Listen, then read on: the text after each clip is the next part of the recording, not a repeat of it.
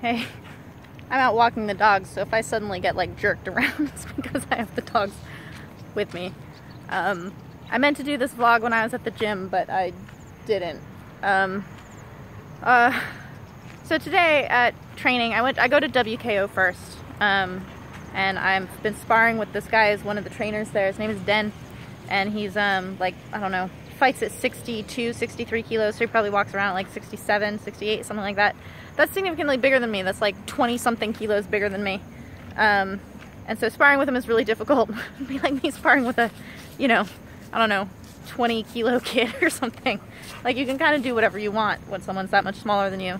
And it's been a difficulty for me continuously to give myself credit for being, you know, tough in the face of someone who can do things to me that I can't do back to them because of size. Like, I just don't really give credit for size that much because I'm always smaller.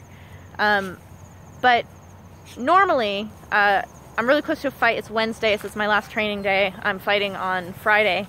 And I think it's kind of natural to just want to have like good training that makes you feel confident and all of this stuff before your fight, because why would you not? You want to feel good before your fight. And this training did not fill me with confidence, and then I went to Petrungrung afterwards and was clinching as man in the middle with Team, who's now bigger than me, and Gangat, who's like the only one still smaller than me besides Pody. Dogs.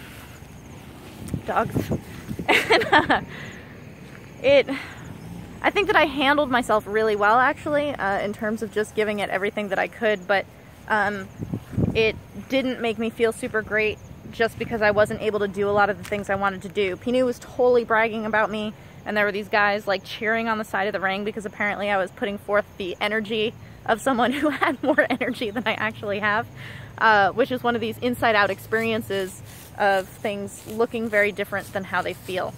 So I've been thinking about this because I read this book called The Confidence Gap that talks about, my brother sent it to me for my birthday like 2 years ago, and it talks about how confidence is an act before it's a feeling. And this was kind of a eureka revolutionary thing to read. I had never thought of that before, but it actually totally makes sense.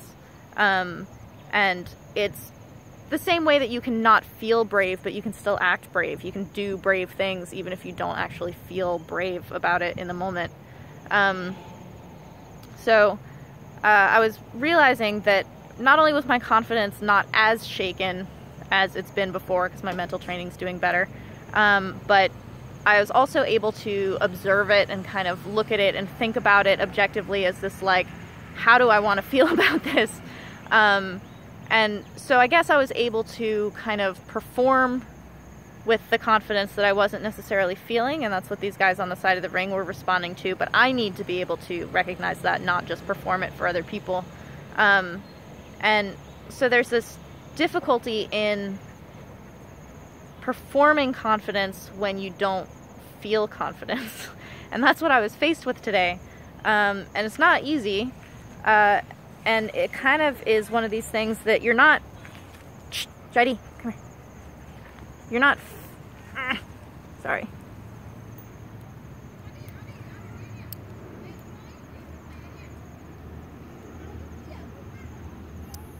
There we go. You're not faking it. It's real confidence because it's yours. But you are acting the way you would act when you're confident. So that's why it's not faking it. It's just performing a version of yourself that you're not currently feeling. And I think that's what I was trying to do when I became conscious of it today. And that's why in clinching with Team and Gangat, I was able to kind of be like, Team does this thing where he overpowers me, and then before I can even get up, like the moment it's not a foul anymore, he'll just tackle me again. And it's so exhausting, but it also tires him out. So I kind of had this like, yeah, you're gonna fucking get tired too, bro, keep doing it. And I like let him go, keep doing it, and I just kept falling down and getting up over and over again for like, I don't know, 3 minutes while he kept doing that. And then sure enough, he did burn himself out a little bit. And I had the confidence that I could continue on after that. And that's real confidence. And then I did. So this is my long rambling lesson today about doing the version of confidence that is real to me, even when I'm not feeling it. You don't have to feel it. And I think that I did significantly better because of that. I think that I was able to salvage more of my training because of that. It could have been actually a really bad training day, and it ended up being a really good training day. And I'm really grateful to my training partners, even though they make it so fucking hard for me, that they give me real pressure. You can't fake pressure. It's not one of those things that you can, like, you know, we're gonna simulate people shooting guns at you. Like, you actually have to be shot at, kind of thing. And so I'm grateful to my training partners for giving me that very, very real pressure. So I'll talk to you guys later. I'll definitely be live streaming my fight if I can, and I'll talk to you guys later.